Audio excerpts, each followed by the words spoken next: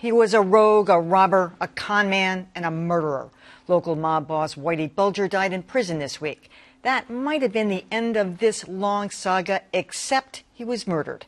And the Federal Bureau of Prisons isn't answering questions about what happened.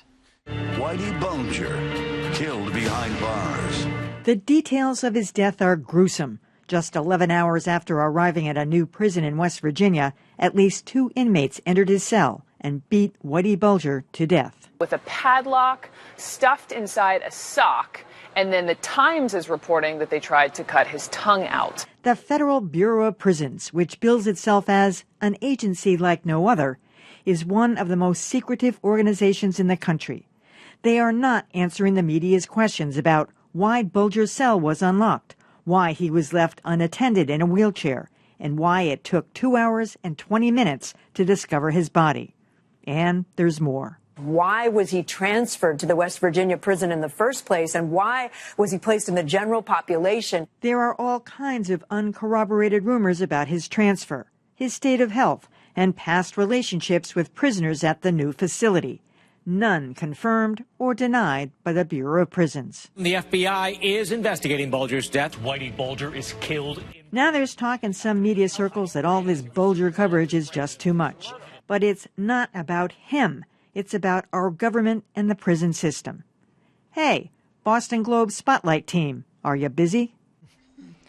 So once again, the only way we're getting information about an important story, because it's murder in a federal institution, is by leaks through the media. I understand this is under investigation. There are certain things that they could report. They could certainly say why he was transferred. What's the big secret now? He's dead. They could say the condition of the body when found. You know, they don't have to say what the murder weapon was if they don't know. But there's certain things you can describe that's routine in a police report. The Federal Bureau of Prisons could release this kind of data. I feel in some ways that, you know, this is dark ages. They build themselves as an agency like no other, because they're just, they operate with impunity. And it's almost like what happened with Jamal Khashoggi in Saudi Arabia. It's like you go into a federal institution, or a national institution in that case, and you die and nobody tells you what happened. Do we really want to be equated with that? I think one thing that stands out, as you said, it's not about the prisoner, it's about the prison system. Yeah. This particular facility has had 3 deaths in the last 6 months. Right. The fact that Whitey Bulger is so well known and such a big part of Boston history is probably why it's suddenly in the spotlight. But I'd be curious, how many other things are not being reported? I think that's a crucial point, right? I mean, yes. the Bureau of Prisons cannot be transparent even a tiny little bit because people don't usually ask them to be, right? In this case, there's a hue and cry for more details, but as a rule, I don't spend a lot of time worrying about the conditions in which people have been. Well, I think I'm obsessed with Shahar Tsarnaev. I want to know the conditions. It's good that you do. I think most people, and I'm including myself in this, don't spend a lot of time pondering the conditions in which less marquee names are living after they're sent to prison. And we probably should. I will say, so Dan Kennedy, who's not here tonight to defend himself, is one of the people who thought this was getting too much coverage.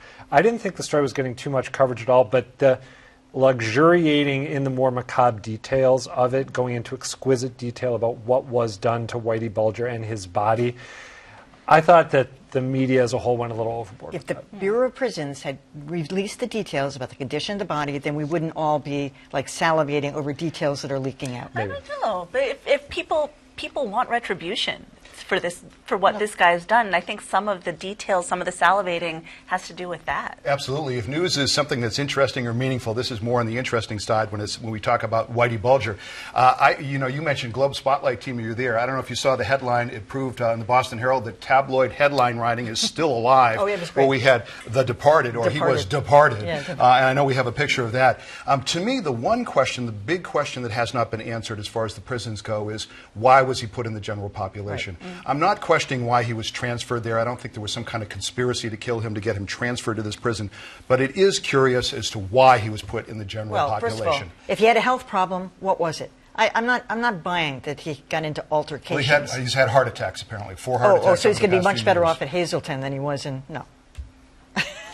Well, one of the things, there are 2 things that come to mind. I've done some interviews with prisoners who have become writers, and they've talked about their experiences in prison.